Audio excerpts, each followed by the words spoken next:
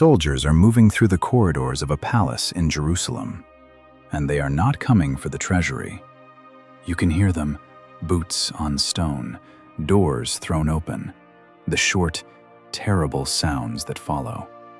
Room by room, they are working their way through the royal nursery. Their orders come from the throne itself, and their orders are simple. Every prince of the house of David dies tonight.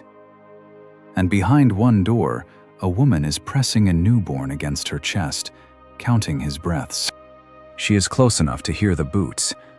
She knows exactly what they are doing, because the order came from her own family. And she knows something else, something that makes her arms tighten around the baby. If this child cries in the next 60 seconds, it is over. Not just for him, not just for her, for everything. Because this baby, this one small, sleeping baby, is the last living thread of a promise God made 150 years earlier. The promise of a king from David's line. The promise that, generations later, would come true in a manger in Bethlehem. Every Christmas carol you have ever sung, every page of the New Testament, the entire hope of the Messiah, on this night, all of it has narrowed down to one infant in a woman's arms, one hallway away from a sword. And here is what amazes me most. Almost nobody remembers her name. Ask anyone to name women of the Bible, and you will hear Mary, Ruth, Esther. You will almost never hear this name, even though, without her, there is no Mary, no Bethlehem, no story at all. She gets 3 verses in 2 Kings. 3. And in those 3 verses, she may have done more to protect the promise of the Messiah than any other person in the Old Testament. But there is one more secret in this story, and it is my favorite thing in it. The secret is hidden inside her name itself. When you hear what her name actually means in Hebrew, you're going to see something that gives me chills every time. God signed this entire rescue before this woman was ever born. I will show you at the end, and I promise it is worth the wait. So come with me, back before the soldiers, back before the blood in the corridors, back about 150 years, to a promise spoken in the dark to a shepherd king. In 2 Samuel chapter 7, God makes David a promise that becomes the backbone of the entire Bible. Your house and your kingdom shall endure forever before me, God says. Your throne shall be established forever. A son of David on the throne, not for a while, not if his descendants behave, but forever. The prophets would spend centuries leaning on that promise. It is the reason the Gospels open with a genealogy. It is the reason blind men in the street shouted, "Son of David," at Jesus. Everything runs on this one oath. And later, the Bible gives that promise a picture. And I want you to hold this picture for the next half hour, because the whole story hangs on it. 2 Kings chapter 8 says that even when David's descendants turned rotten, the Lord was not willing to destroy Judah for the sake of David his servant, since he had promised to give a lamp to David and to his sons forever. A lamp, the Hebrew word is near, one small flame in the dark. That is what the dynasty of David is, in God's own image for it, a lamp he has sworn to keep burning, no matter how dark the room gets. Keep your eye on that lamp, because you are about to watch the room get very, very dark. And you are going to count, scene by scene, how many flames are left. Fast forward about a century and a half from David. The kingdom has split in two. In the north, the kingdom of Israel is ruled by the most infamous royal couple in the Old Testament. Ahab and Jezebel, the dynasty that built temples to Baal and hunted the prophets of the Lord.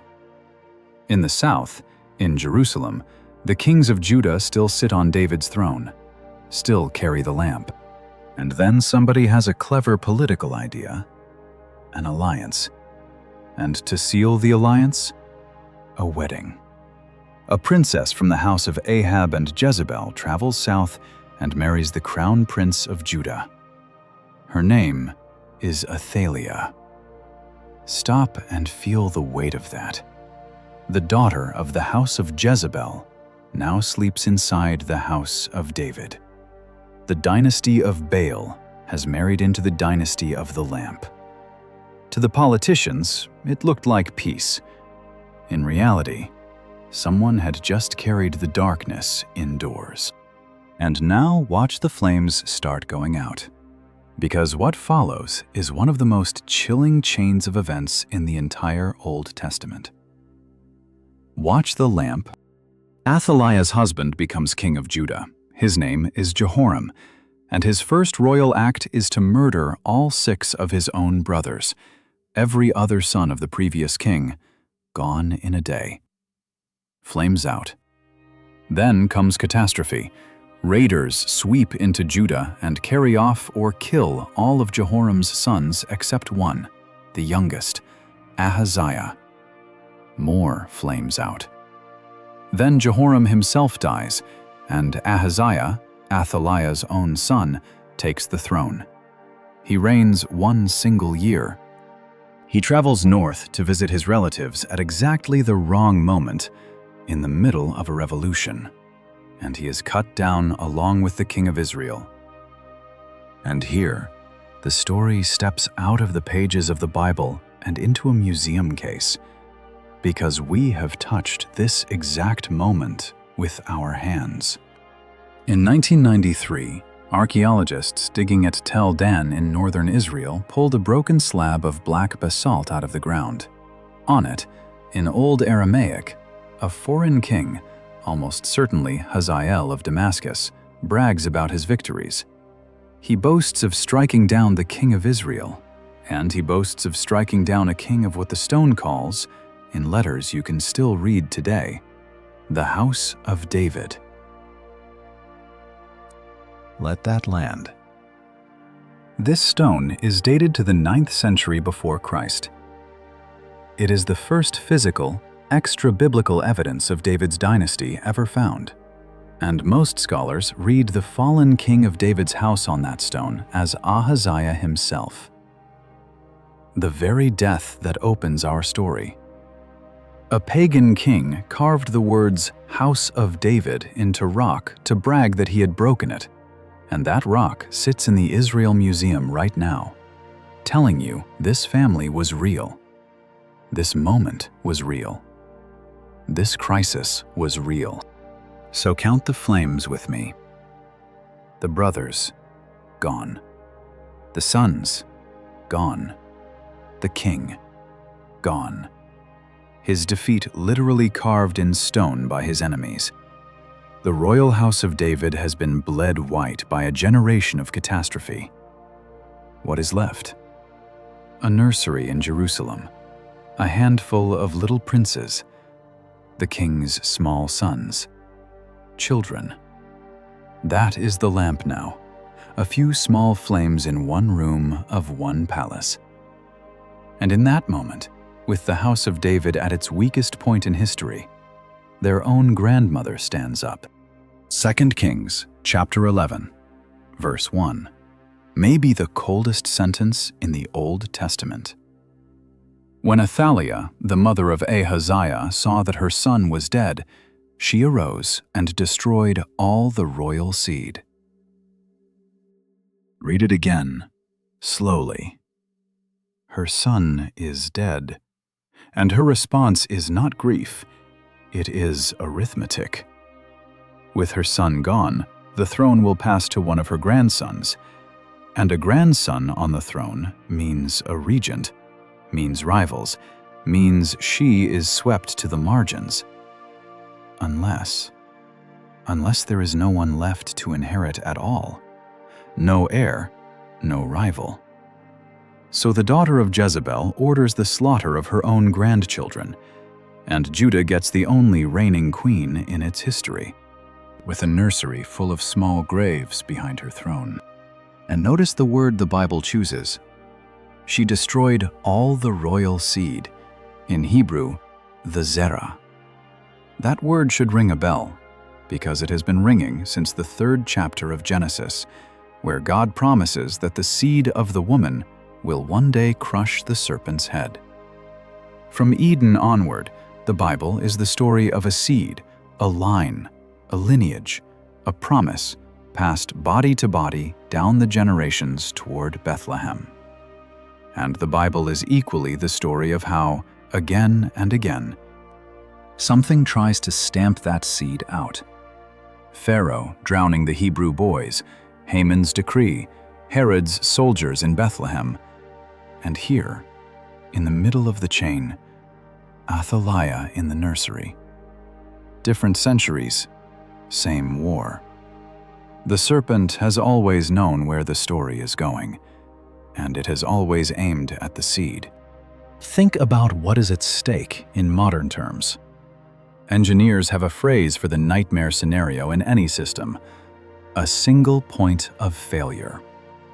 The one server holding all the data, the one bridge into the city, the one fuse the whole grid runs through. You design entire civilizations to avoid it, because when everything depends on one point, one failure ends everything. Now look at the promise of God, the oath sworn to David, the hope of the prophets, the genealogy that must one day reach a carpenter in Nazareth. On this night, all of it, passes through a single point.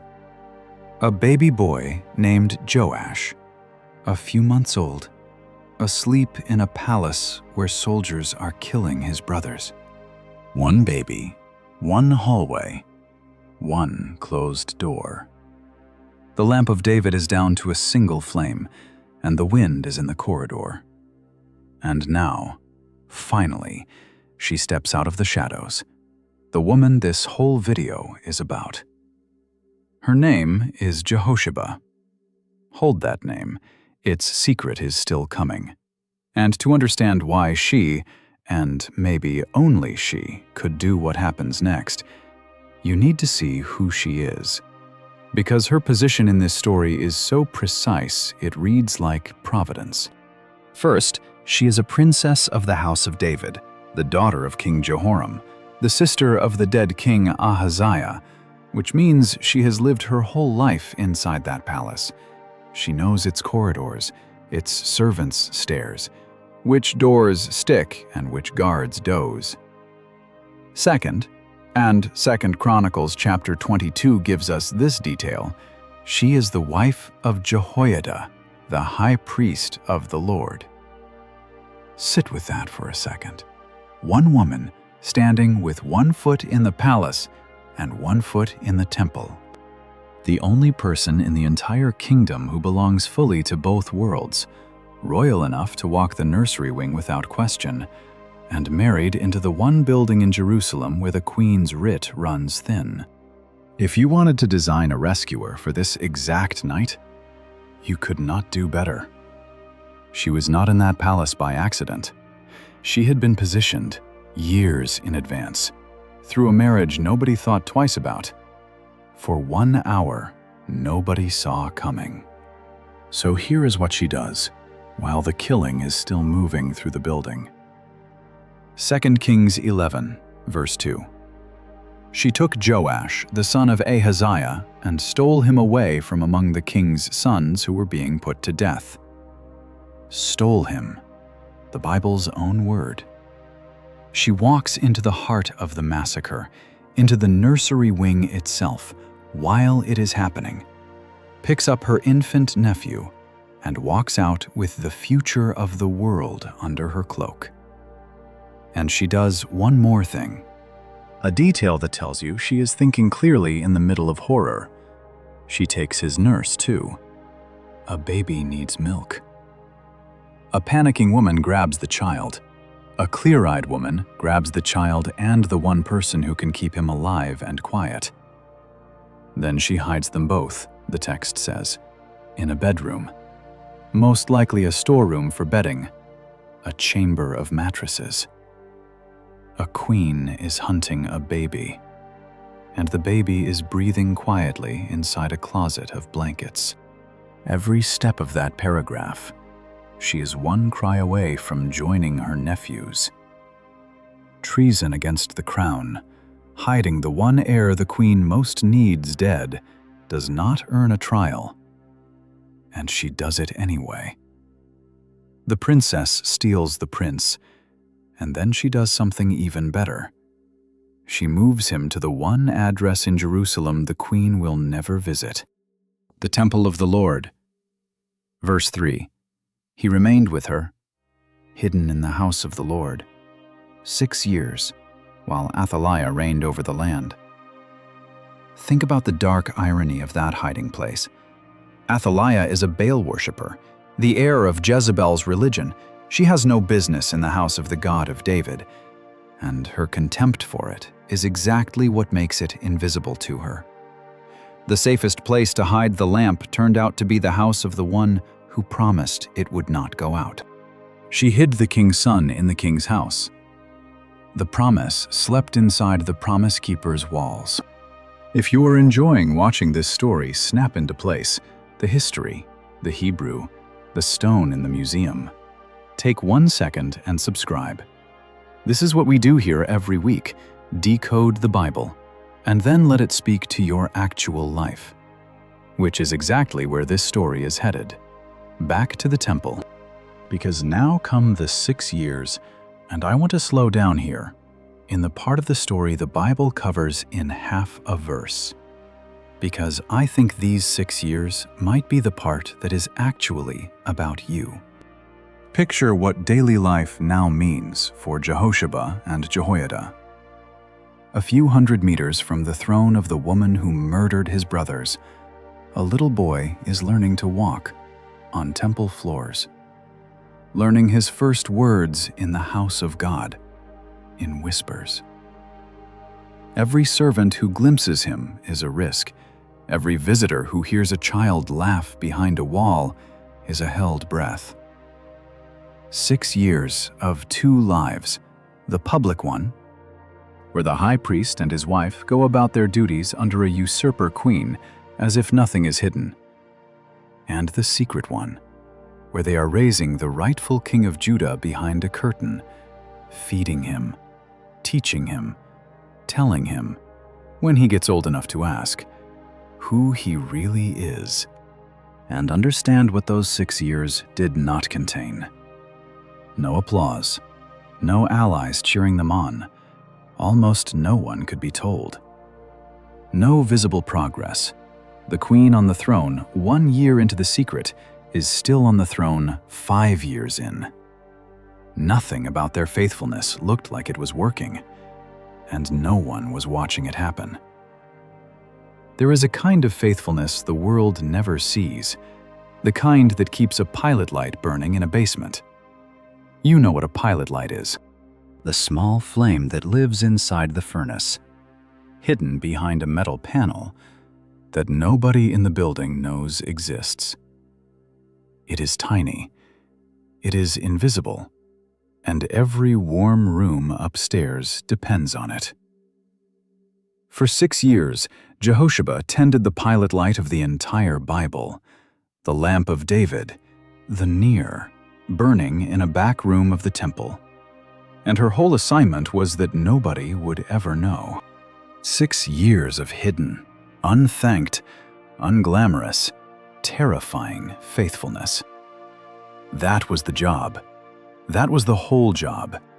And think about what it cost her on the inside. Jehosheba had lost people in that nursery too. Those murdered princes were her nephews, her own blood. She is grieving a massacre she can never publicly mourn, ordered by a stepmother she must still bow to in the corridors. Imagine the self-control of those years, passing Athaliah at court functions, keeping her face smooth, while the queen's one loose end is learning his letters behind your husband's walls. Imagine the nights, every unfamiliar footstep on the temple stairs, every official inspection, every time the boy, growing older, asked the question all hidden children eventually ask: why can I not go outside like other boys? Somebody had to answer him. Somebody had to teach a child to carry a secret that would kill him. And the Bible compresses all of it: the fear, the grief, the discipline, the love, into half a verse. He remained hidden 6 years. Half a verse can hold an entire heroic life. Remember that. The next time you feel like your years of quiet faithfulness are not worth a sentence in anyone's story.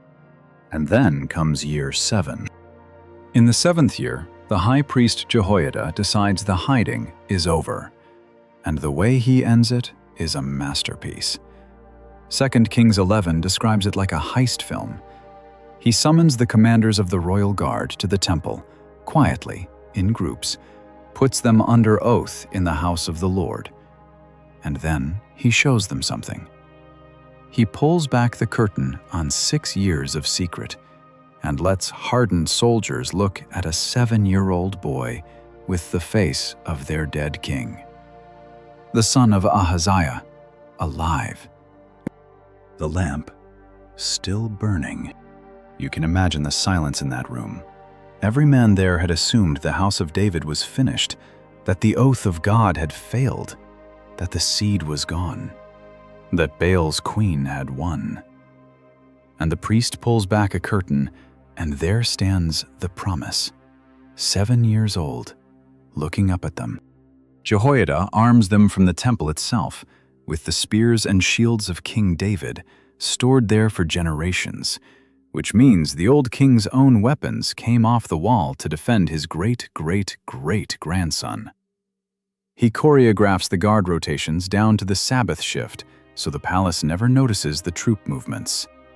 And then, in the temple courts, in front of the gathering people, he brings the boy out, sets the crown on his head, hands him the covenant scroll, and anoints him. And the courtyard erupts. Clapping, trumpets, and a roar Judah has not dared to make in 6 years. Long live the king! The noise rolls out of the temple and down through the city, and it reaches the palace. And Athaliah, hearing a celebration no one scheduled, comes to the temple to investigate. She walks in, the first time, perhaps, this Baal queen has bothered to enter the house of the Lord, and she sees it. A child standing by the pillar, in the place of kings, crown on his head, the commanders beside him, the people of the land shouting and the trumpets sounding. She sees the face. She knows whose face it is. She has spent 6 years certain that every flame was out, and one of the graves is standing there, wearing a crown. And she tears her robes and screams the perfect word. Treason! Treason! That word is the whole story in one cry. Because she is right. There has been treason in Judah. 6 years of it. But the traitor is not the boy by the pillar, and it is not the woman who hid him. The traitor wears the crown she is screaming under. The throne was never hers. She is the usurper denouncing the rightful king, the arsonist screaming fire. Jehoiada orders her taken out of the temple. He will not have blood in the house of the Lord, a restraint she never showed a nursery. And outside, by the palace gate, the queen who murdered the seed royal meets her end. The Bible closes the scene with one long exhale of a sentence. And all the people of the land rejoiced. And the city was quiet. The lamp did not go out. A 7-year-old sits on David's throne, and the line continues. Joash, and his son, and his son's son, generation after generation, down the centuries, through the exile, through the silence, until the line arrives at a man named Joseph, engaged to a girl named Mary, in the city of David, called Bethlehem. Follow the genealogy and understand. There is no road to that manger that does not pass through the temple bedroom.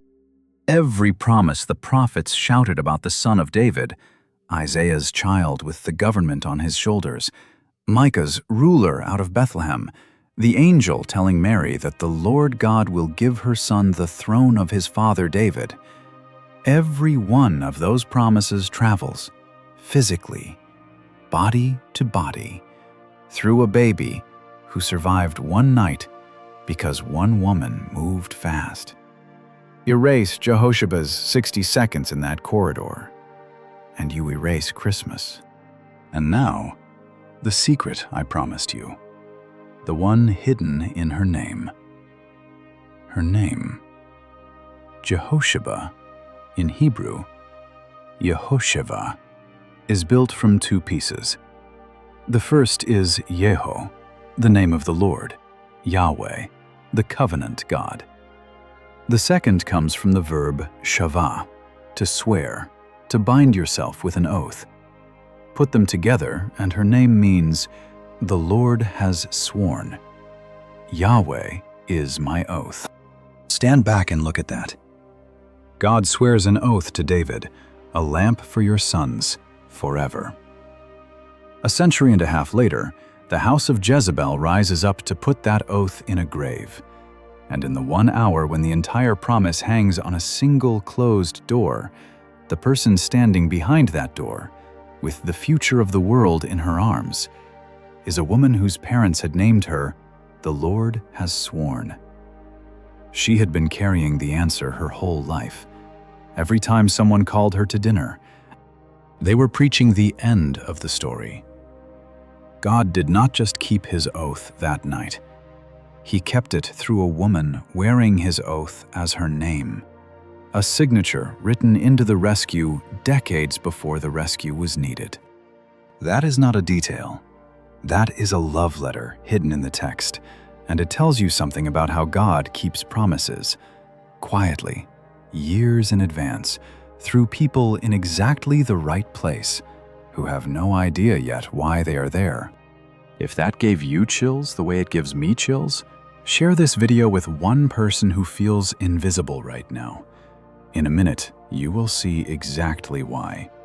And tell me in the comments, had you ever even heard of Jehosheba before today? I genuinely want to know how many of us were never told this story. So here is the question this channel asks every single time, because decoding is only half the journey. What does this change for you this week? Start here. Somewhere in your life, right now, there is probably a temple bedroom, a faithfulness nobody sees. Maybe it is a child you are raising through years that feel like pure repetition. A parent you care for in a routine of small, unseen mercies.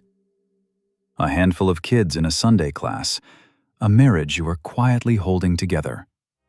A person you have prayed for year after year with nothing visible to show for it. And the hardest part is exactly what Jehosheba's 6 years were made of. No applause, no progress you can see, no one watching.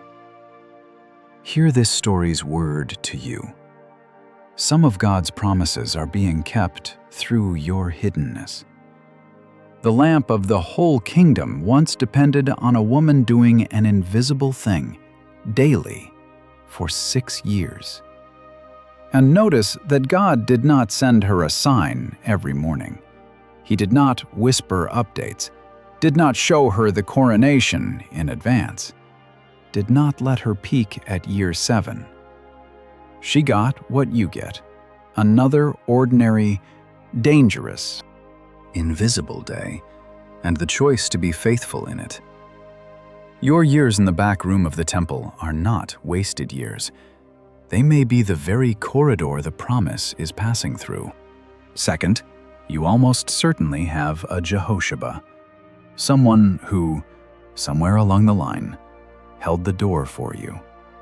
A grandmother who prayed, a teacher, a friend who kept showing up in a season you barely remember. The world forgot her name. The Bible nearly did too. 3 verses. Do not make the same mistake. This week, name your Jehosheba. Call her. Write to him. Say, I see now what you carried, and I am the proof it mattered. And third, if you are deep in your own year 3, year 4, year 5 of something hidden, and you are tempted to quietly set it down, do not blow out the flame. You may be holding a baby you will not be allowed to see crowned for years. Jehosheba did not get to skip to year 7. Neither do you. But year 7 comes. Trumpets have a way of arriving suddenly, all at once, after a long quiet. And when they do, they reveal what the silence was for. So carry these 3 things out of the story. 1 promise. God swore it, and what God swears, God keeps. 1 baby, because his promises love to travel through single, fragile, overlooked points, and they get through every time. And 1 woman, hidden, unthanked, 3 verses long, proof that the most important person in the room is often the one nobody is looking at. The corridor was full of soldiers, the room was nearly dark, and the lamp did not go out. It never does. So wherever you are this week, in the spotlight, or far behind the curtain holding something fragile that God has asked you to keep, may you tend your small flame without despising it. May you trust the oath of the one who never breaks one, and may you live to hear the trumpets that explain the silence. God bless you, and I will see you in the next one.